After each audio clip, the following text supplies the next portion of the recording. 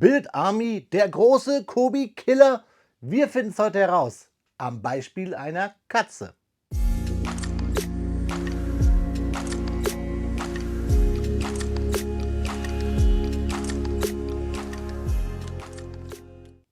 Willkommen in der Noppenklötzchenscheune. Mein Name ist Blockstar und Freunde, heute gibt es ein Kätzchen aus Großbritannien mit chinesischer DNA. Wir bauen den Panther in der Ausführung D, den Panzerkampfwagen 5 von Build Army, das Set BA 0171. 940 Steinchen, Systemsteinchen. Steine, die wir alle so auch aus Dänemark kennen würden, hier nur kommissioniert von chinesischen Steinen, von der britischen Firma Build Army, die in Besitz eines Chinesen ist. Ich glaube, so ist es richtig. Also spannende Themen heute, vor allen Dingen, weil es der erste Panzer hier auf meinem Kanal ist, der ausschließlich aus den 0815 Systemsteinen gebaut ist. Ich bin gespannt. Tauchen wir ein in dieses Rabbit Hole. Freunde, ich lade euch ganz herzlich ein auf meinen Bautisch.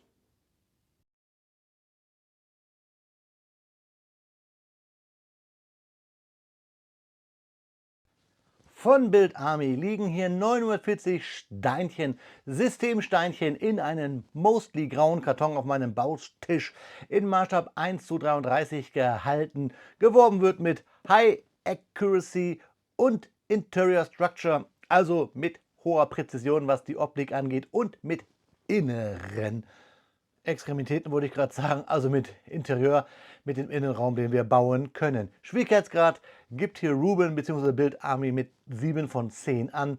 Und natürlich handelt es sich um einen World War II Tank, deswegen hier die Serie WW2 Tanks. Der Panther in der Ausführung D. Ich bin gespannt, wie sich dieser Brick Build schwere Kampfpanzer 5 bauen lässt. Wir schauen uns noch mal kurz die Rückseite an. Da sehen wir nämlich noch die Maße vom Fahrzeug und wir sehen ein bisschen hier den Innenraum. Natürlich haben wir hier mostly dark bluish gray bzw. auf Deutsch einfach nur grau.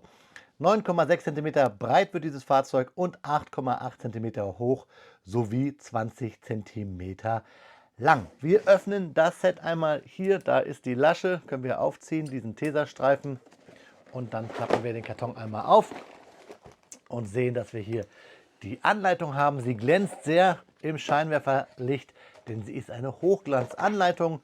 Wir haben Balkenkreuze als Aufkleber und wir haben eine Tüte 4, eine Tüte 5, 6, 3, also insgesamt haben wir schon mal 4 Tüten, 5 Tüten, 6 Tüten, 7 Tüten und nochmal einen Stickerbogen für die Turmnummer. Mit 4 fängt es an, also irgendeine Panzereinheit mit einem 4. Panzerkompanie. Also nochmal 1, 2, 3, 4, 5, 6, 7 Tüten, die beschriftet sind und dann halt hier diese Hochglanzanleitung, Klammer gebunden, also mit Klammern zusammengehalten, und DIN A4, wie gesagt.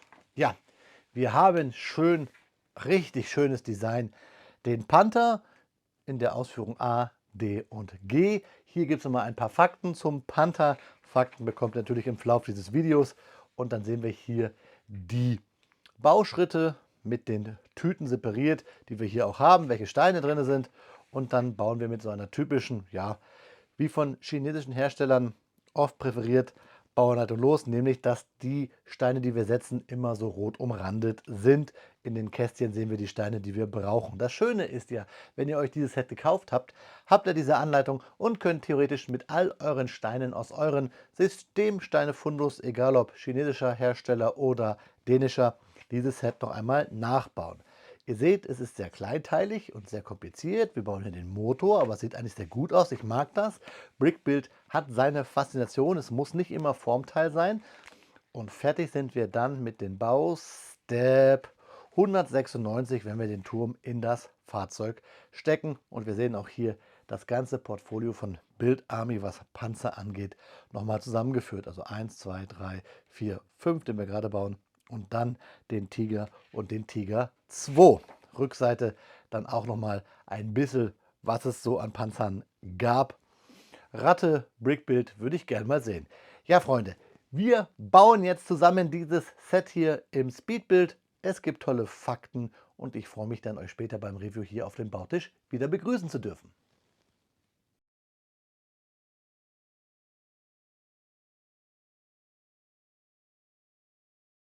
Speedbildzeit ist Faktenzeit und natürlich sprechen wir heute über das Sonder-Kfz 171 bzw. den Kampfpanzerwagen 5 oder umgangssprachlich auch Panther genannt. Ich werde immer mal wieder zwischen diesen Begrifflichkeiten hin und her springen, denn ich finde es wirklich interessant, wie viele Namen deutsche Panzer im Laufe der Zeit bekommen haben oder auch von Anfang an hatten. Der Panzer V sollte der beste Allround-Kampfpanzer der Wehrmacht werden. Und das trotz des ersten katastrophalen Einsatzes in der großen Panzerschlacht um Kursk.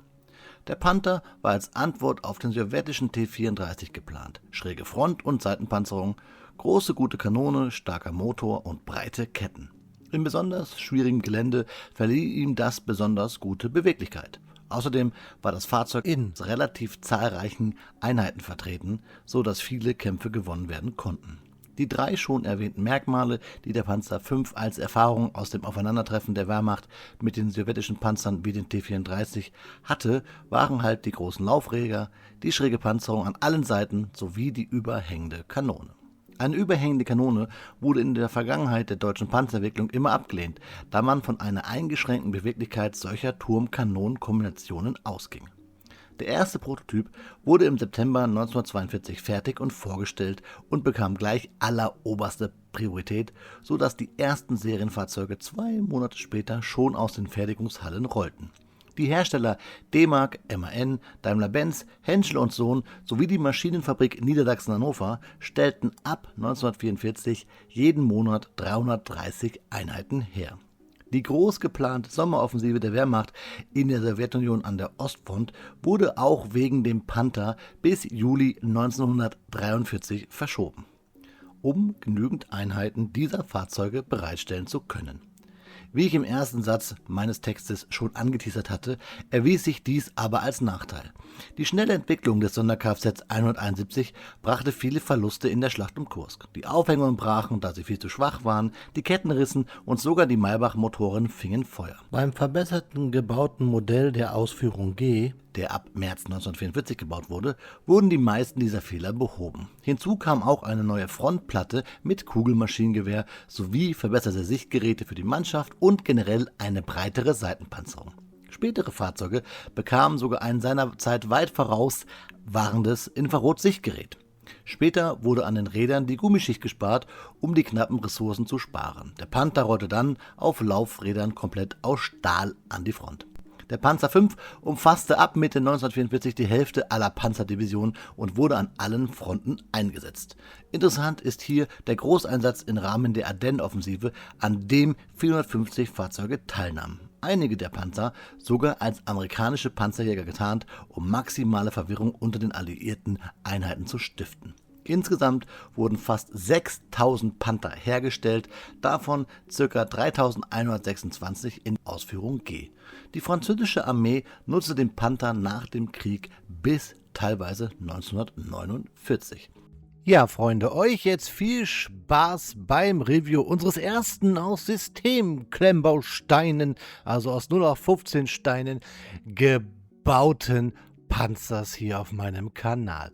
Und das Schöne ist ja, dass ich diese Texte hier meistens ja immer nach dem Bauen aufnehme und sogar teilweise nach dem Review, so dass ich euch hier aus der Zukunft, während ihr gleich das Review seht und auch danach das Fazit, nochmal mit auf den Weg geben kann. Wir haben hier ein Set aus 2022, das man überall noch kaufen kann, aber ich habe auf meinem Kanal schon mal mit euch einen Livestream gehabt und da haben wir in das Portfolio geschaut von Build Army und ich habe es auf den diversen Messen, Spielwarenmesse Nürnberg zum Beispiel letztes Jahr und das Jahr davor gesehen, wie sich Build Army eigentlich weiterentwickelt hat und ich freue mich dann demnächst hier ein aktuelleres, ein fast aktuelles, fast auf das Jahr genau aktuelles Set vorstellen zu dürfen. Habt also bitte immer im Hintergrund jetzt gleich bei meiner Kritik, die kommt, dass wir hier ein Set haben aus 2022. Das soll euch nicht beeinflussen, sondern einfach nur das im Kopf haben, weil ich glaube, das habe ich auch etwas aus den Augen verloren. Lasst euch trotzdem das Review gefallen von unserem Panther, dem Build Army Set BA 0171. Viel Spaß!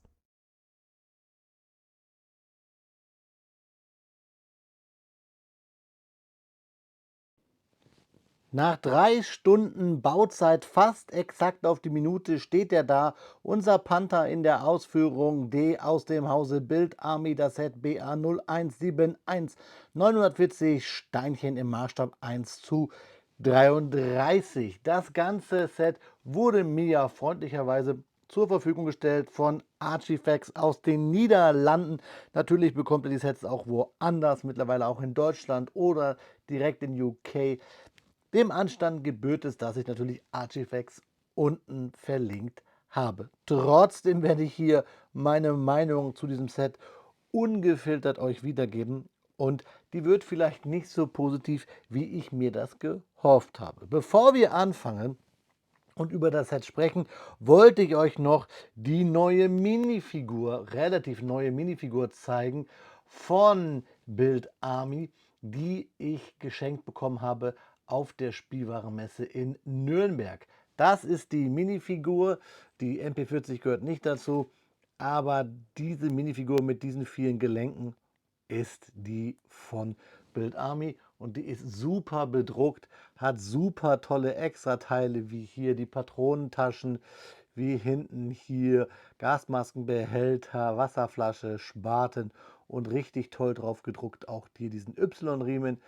Der Kopf ist schön bedruckt, Helm kann man abnehmen. Also wirklich eine klasse Minifigur, wenn man auf diese Art von Minifiguren steht. Achso, und der auch natürlich super bedruckt hier, der Karabiner. Ich habe mein Herz an 2 andere Minifiguren hauptsächlich verloren. Das wisst ihr, wenn ihr meinen Kanal schon länger verfolgt. Trotzdem ist das hier eine super Alternative, vor allen Dingen, weil Dr. Ruben denn gesagt hat, dass diese Figur die eigentliche ist im Maßstab für diese Fahrzeuge, Inhalt im Maßstab 1:33. Das nur noch mal so am Rande. Die Figur wollte ich euch einmal zeigen. Hat mit dem Set so nichts zu tun. Und dann ganz wichtig, ich habe das Set gebaut, weil das sich meine Kanalmitglieder gewünscht haben. Ich hatte eine Umfrage gestellt und deswegen dieses Set hier wurde von mir geklemmt. Vor dem Leopard war eine knappe Abstimmung. Was ich euch sagen kann, wir haben hier Systemsteine und ich mag Systemsteine. Ich liebe Systemsteine und es ist auch mal eine schöne Abwechslung, wenn man hier mit anderen Steinen mal baut. Mit Systemsteinen meine ich natürlich die Steine, die wir aus unserer Kindheit her kannten, die hauptsächlich von einem dänischen Hersteller kamen und mittlerweile, so wie hier auch, aus China auch zu erhalten sind. Wir haben ja hier ein Light Bluish Gray, eine Farbpalette, die wir auch aus dem Hause Lego kennen.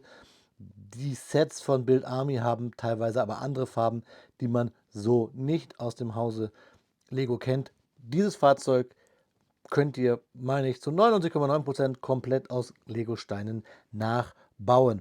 Das ist das Coole. Man bekommt hier quasi ein Set mit einer Anleitung und einer Mock-Anleitung, um sich dieses Set halt nochmal zu bauen.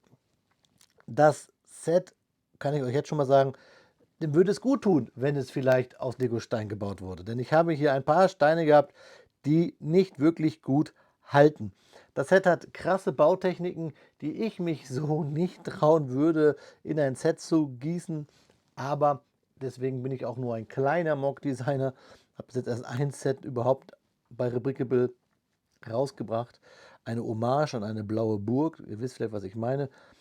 Aber ja, ich habe hier ein paar Schwierigkeiten bei diesem Set gehabt. Trotzdem feiere ich die Idee und den Panther sowieso. Und da mache ich den Bogen zu einer weiteren Klemmbaustein-Firma, die mit Systemsteinpanzer baut, nämlich der Platzhirsch, was die Kosten angeht, auf jeden Fall, nämlich Brickmania aus den Vereinigten Staaten von Amerika, die Lego-Panzer herausbringen, aber wirklich Lego-Panzer. Es gibt noch ein paar eigene Steine, die die herstellen, aber über den großen Teich, das wissen wir, was das kostet, sich was schicken zu lassen. Und vor allen Dingen auch generell sind die Sets von Brickmania relativ expensive, um mal in deren Sprache zu bleiben. Trotzdem werden wir das Fahrzeug mit dem vergleichen, nicht mehr in diesem Review, aber wenn das Review zu dem Panther in der Ausführung G von Brickmania kommt, dann werden wir die beiden mal einmal vergleichen. Ja, jetzt habe ich so viel geredet. Wichtig ist, bevor wir anfangen, ich brauche da einen Teiltrenner auf jeden Fall. Der ist nicht im Set dabei. Natürlich habe ich mich für einen von Kobi entschieden. Sprechen wir über die Steine. Das Set ist jetzt schon ein älteres im Portfolio bei Build Army. Und das merkt man auch, dass Build Army mittlerweile ja fast ausschließlich Go-Bricks verwendet. Auch teilweise andere Bautechniken, wenn man sich mal durch YouTube durchforstet und dort andere Reviews anguckt zu anderen Modellen.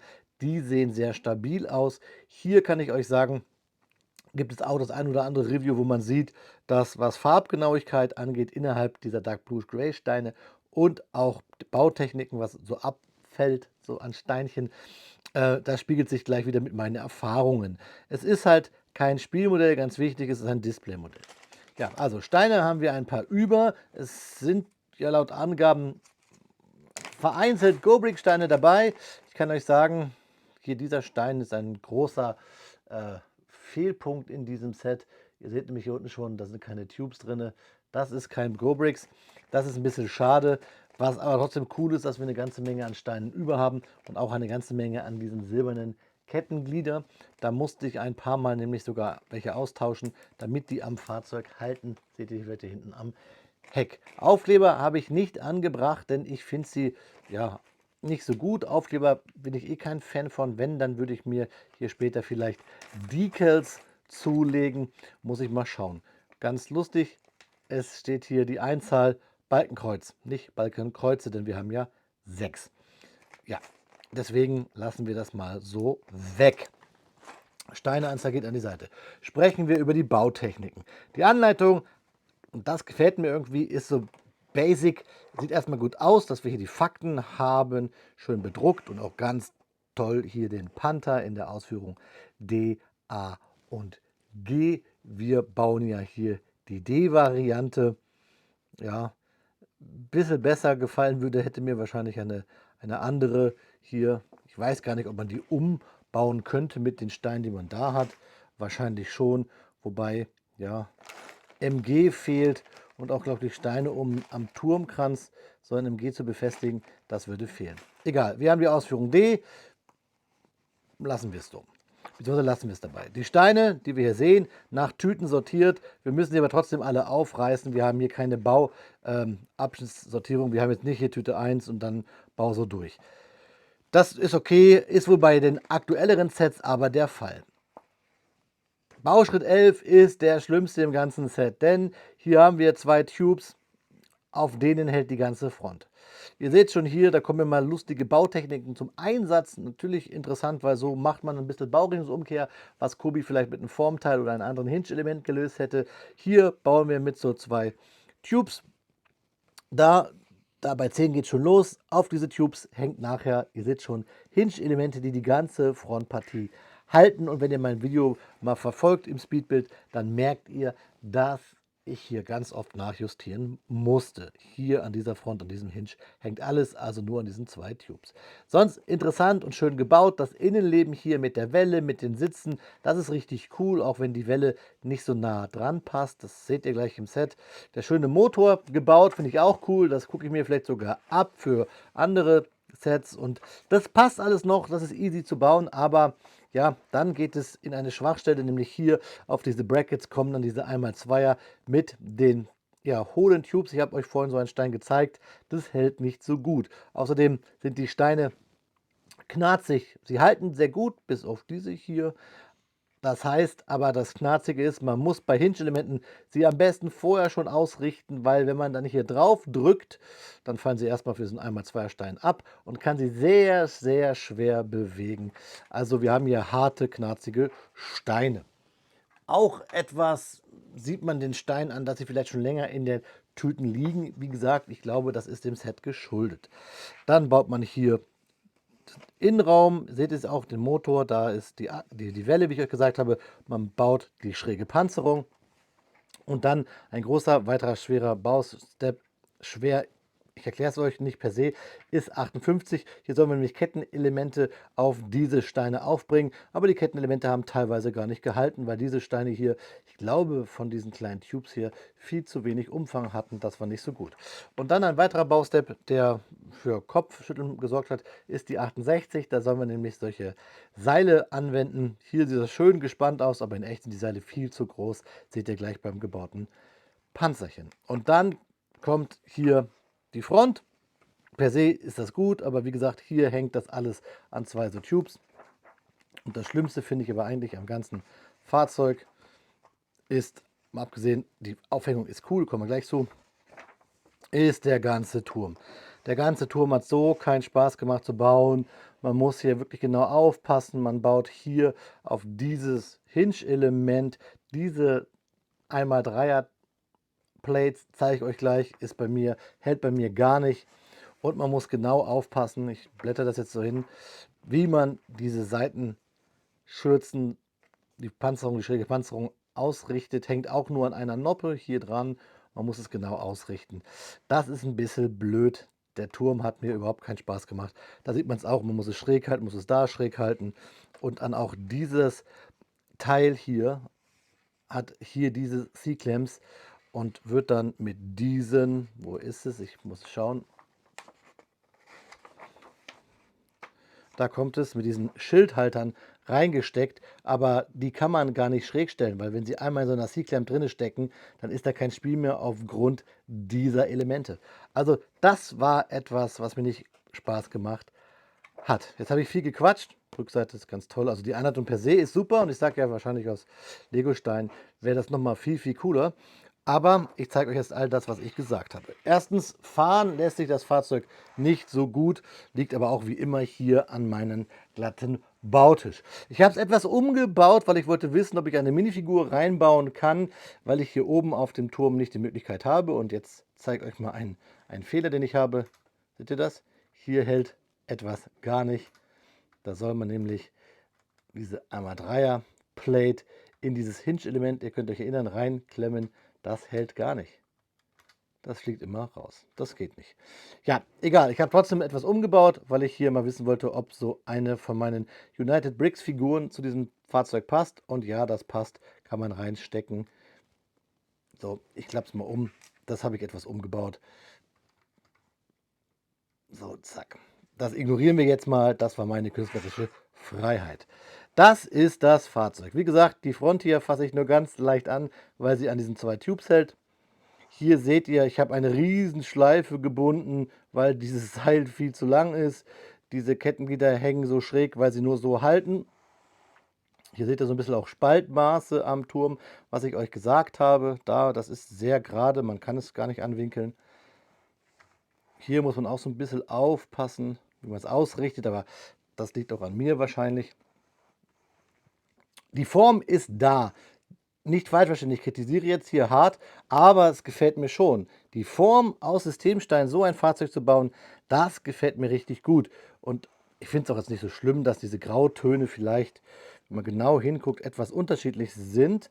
Das ist halt so, wenn man Kommissionierer hat, und Build Army ist ja ein Kommissionierer, die machen hauptsächlich Go-Bricks, aber nicht nur. Go-Bricks hat ja auch nicht alle Steine und dann kann es nun mal zu so Grautönen, so unterschiedlichen kommen.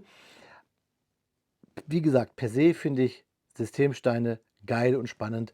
Vielleicht auch, weil ich so viel Kobi baue, ist es interessant, das mal zu sehen, wie man das anders bauen kann. Vor allen Dingen ja auch bei den Rädern zum Beispiel, indem man durch diese großen Dishes hier, diese schwarzen Dishes, wenn man da dann Zahnräder drauf baut, sieht es wirklich so aus, als hätte man diese Stahlräder mit Gummierung. Das gefällt mir richtig gut. Und auch hat man ja eine Federung gebaut, die ist auch richtig cool, also fast gefedert. Ich zeige es euch gleich. Also, gucken wir uns die Front einmal an. Sieht gut aus, hier mit den Schutzblechen.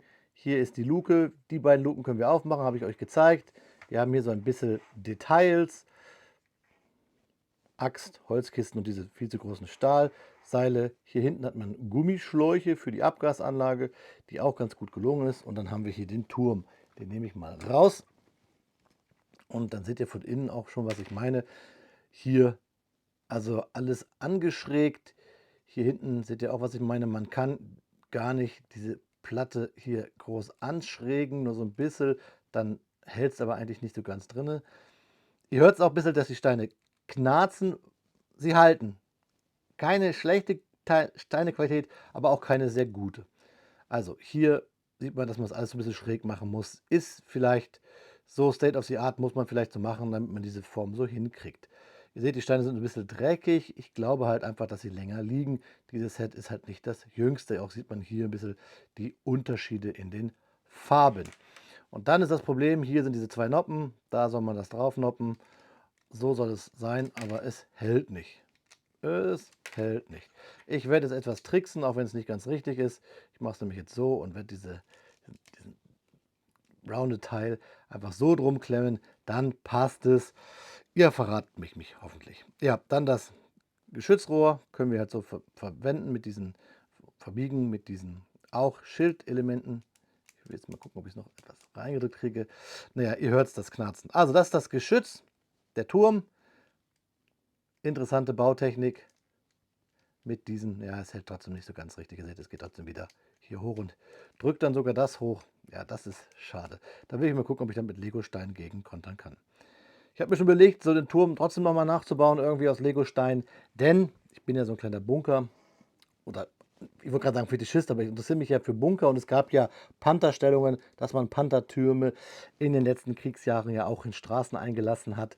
Vielleicht baue ich mal so ein Diorama nach. Interessiert mich, finde ich einfach spannend. Das ist nur so meine Geschichte. Ja, das Heck des Panzers, das kann man auch runterklappen, da kann man reinschauen, nämlich hier in den Motor. Da ist der Motor. Den holen wir auch gleich raus. Man kann nämlich auch hier nämlich den Innenraum öffnen. Dann kann man hier in die Welle reingucken. Ihr seht auch schon hier die Welle. Ich habe es euch gesagt, das passt nicht ganz dran, aber wir sehen die Welle. Das finde ich interessant. Auch hier quasi Aufnahmen für, ja, eventuell Munition. Natürlich können wir auch den Motor uns anschauen, nämlich hier hinten die Motorabdeckung, die Platte, wenn man sie abnimmt. Da ist sie. Schön gebaut.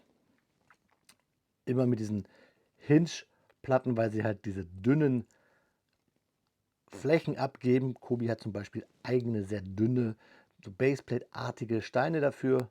Wenn man mit Systemstein arbeitet, nimmt man halt hier diese großflächigen Hinge-Oberseiten. Dann haben wir hier den Motor. Wenn ich mal rausmachen möchte. Zack. Ich nehme das Fahrzeug jetzt quasi auseinander, weil ich den Motor eigentlich wirklich interessant gebaut finde. Fall raus, Motor, komm, komm, komm. Na, geht nicht, weil er hier drunter hängt. Da müsste ich das rausnehmen. Habe ich ganz vergessen. Aber ihr habt es ja in der Anleitung gesehen. Er sieht relativ interessant aus, der Motor. Schön gebaut.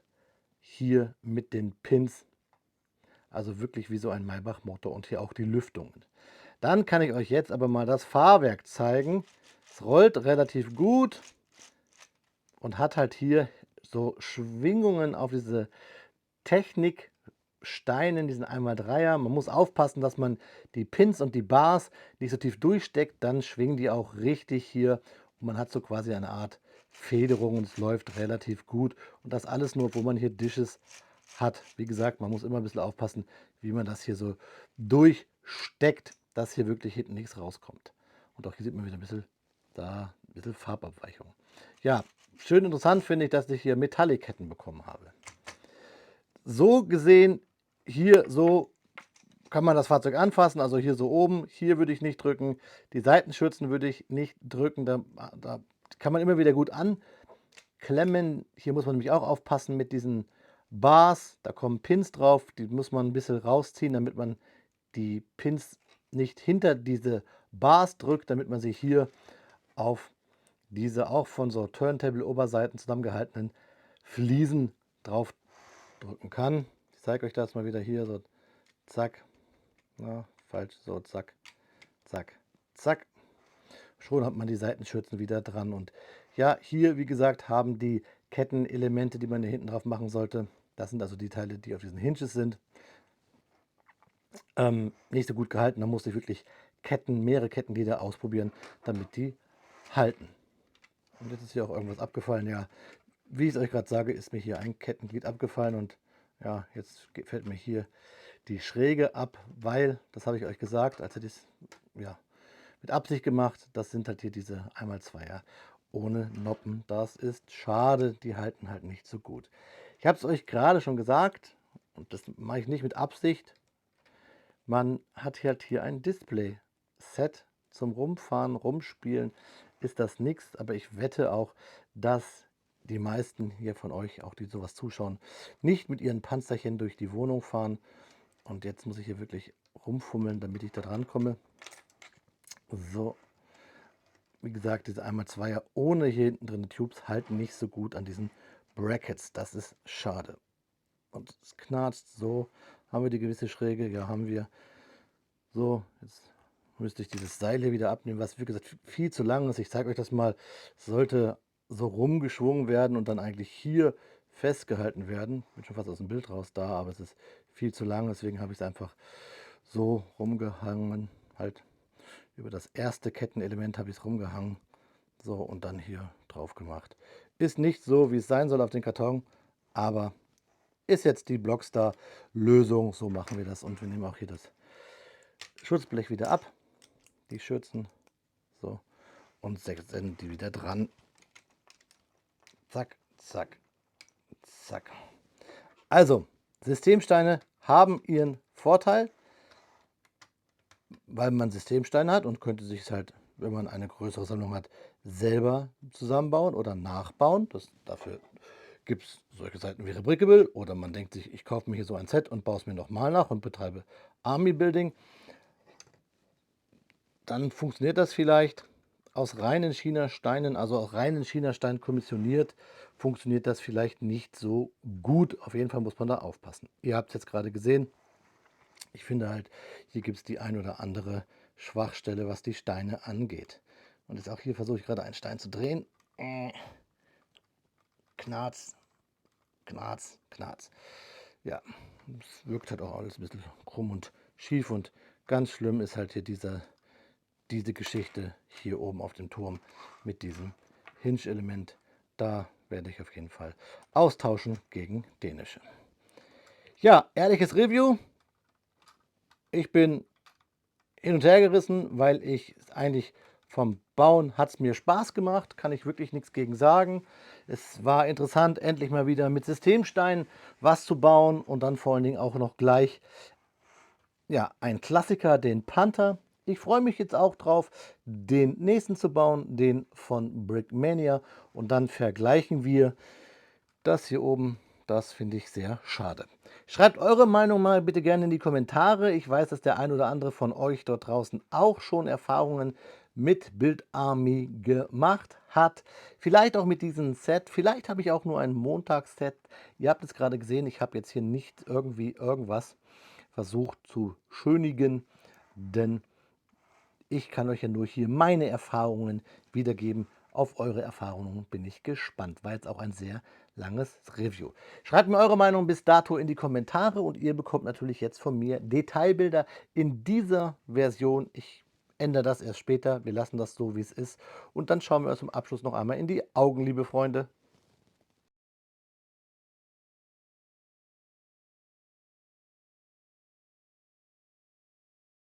Ja, Freunde, wie immer an dieser Stelle bekommt ihr Detailbilder, damit ihr von diesem Set auch wirklich alles sehen könnt. Denn ich glaube, auch in so einem Review, was mitunter manchmal, also der Review-Part in meinen Videos 10 Minuten dauern kann ich euch nicht alles zeigen, und ich glaube, das ein oder andere Auge von euch, das gewiefte Auge, findet noch die ein oder andere interessante Bautechnik, auf die ich gar nicht eingegangen bin.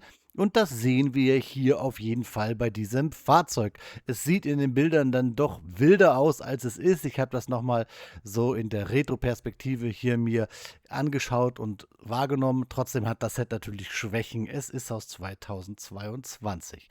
Aber Freunde, ihr habt vielleicht mitbekommen, dass wir hier schon wieder Fakten zu einem Panther bekommen haben, und ich habe schon 10 Videos hier auf meinem Kanal mit dem Thema Panther gehabt. Und damit ihr in Zukunft wirklich mal nach den einzelnen Themengebieten suchen könnt, werde ich ganz groß meinen eigentlichen Auftritt im Internet, nämlich blogstar.de, umbauen, wo ihr dann alle Reviews findet und diese Reviews dann auch nochmal sortieren könnt nach Themengebieten. Denn der ein oder andere interessiert sich vielleicht ja sogar nur für die Faktenzeit statt über das eigentliche Set, und der andere möchte vielleicht lieber das eigentliche Set sehen statt der Faktenzeit. Und bei YouTube ist es ja schwierig zu suchen, deswegen baue ich gerade ganz hart an blogstar.de. Vielleicht ist es schon fertig, wenn ihr das hört. Und ihr merkt es, ich habe hier mal wieder ein Set, was nicht von Kubi ist. Ich möchte ein bisschen mehr Back to the Roots, denn so habe ich mal angefangen. Ich möchte euch mehr Sets präsentieren, auch von anderen Herstellern. Vielleicht auch, um besser einzuschätzen, wie ist Kubi gerade. Denn nur der Blick auf Kubi, und ich liebe Kubi vom ganzen Herzen, Aber ich glaube, nur der Blick auf Kobi macht es schwierig und ich möchte ja immer noch objektiv bleiben und deswegen tun solche Ausreißer zu anderen Marken und hier jetzt als Premiere Systemsteine ganz, ganz gut. Ich kann euch noch, weil dieses Set ja so einen lustigen Maßstab hat, nämlich 1:33, was ja mit diesen Figuren auch zu tun hat, beziehungsweise der Ansicht von Ruben, Dr. Ruben, den Inhaber von Build Army, dass das der perfekte Maßstab wäre, meinen schon für Blockstar.de vorbereiteten Maßstabrechner, meine Toolsammlung unter tools.blockstar.de ans Herz legen. Dort habt ihr einen Teilepreisrechner, sogar mit einer Gewichtung, wenn man die Steine, die Hersteller unterscheiden möchte. Ich habe einen 100-Gramm-Rechner und ich habe einen Maßstabrechner dafür euch gebaut. Vielleicht schaut ihr mal vorbei. Ich denke mal, für den einen oder anderen Klemmbaustein-Modellbauer ist das sehr interessant. Ja, das waren mal ein paar andere Worte hier während dieser Bildershow zu einem, ja, besonderen Set. Das erste Set aus Systemsteinen, was, ja, einen Panzer betrifft, hier auf meinem Kanal, Freunde. Deswegen entlasse ich euch jetzt in die wichtigen letzten Worte mit dem eigentlichen Fazit. Sprechen wir kurz über den Sponsor des heutigen Videos und halt nicht abschalten, denn eigentlich meine ich dich. Vielen lieben Dank, liebe Kanalmitglieder, für eure monetäre Unterstützung und vor allen Dingen das Kicken des Algorithmus. Daher auch noch Danke an alle anderen Kommentatoren, an alle, die diese Videos schauen, an alle, die mir Feedback geben, egal auf welchen Social Media Kanälen oder im echten Gespräch, an alle, die einen Daumen hoch lassen, an jeden, der meine Videos teilt.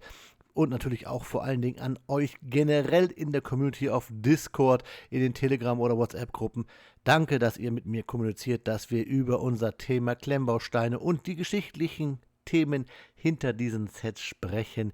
Ihr seid die Geilsten. Danke für eure Unterstützung. Ja, Freunde, das ist das Video schneller zu Ende, als dass ich nicht schon das nächste Klemmbaustein-Set für euch am Klemmen bin, während ihr dieses Video hier seht. Ich bin noch heiß wie Frittenfett, denn das Panther-Thema lässt uns auf dem Kanal nicht los. Ich habe es euch gesagt, ich werde einen weiteren System-Panther klemmen, diesmal ganz aufs Legostein.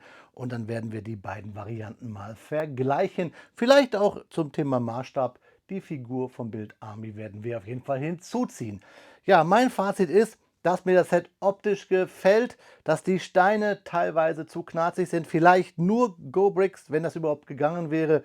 Vielleicht, ja, muss man das wirklich mal versuchen, dieses Set aus Lego nachzubauen. Es ist halt ein älteres. Vielleicht wird es Zeit, ein neueres Build Army Set zu bauen, um dann mal zu vergleichen. Ist jetzt ja mein drittes Build Army Set. Alle waren etwas älter. Wir haben ja noch den Leopard, den ihr vielleicht vorhin gesehen habt, im Hintergrund beim Review. Also, dieses Set sollte man sich nur kaufen, meine Meinung, wenn man mal Bock drauf hat, mit Systemstein ein etwas komplexeres Fahrzeug zu bauen. Der Bau hat Spaß gemacht. Die Umsetzung ist halt, ja, etwas, was man lieben muss, wenn man so schräg außerhalb dieser eckigen Norm bauen möchte, was Systemsteine angeht. Bin da gespannt auf eure Kommentare. In diesem Sinne, Freunde, ein Panther ist zwar ein Kätzchen, im Kern aber immer noch ein Panzerkampfwagen 5 und somit ein Auto. Daher wünsche ich euch gute Fahrt, auf Wiederbauen, euer Freund der Blockstar.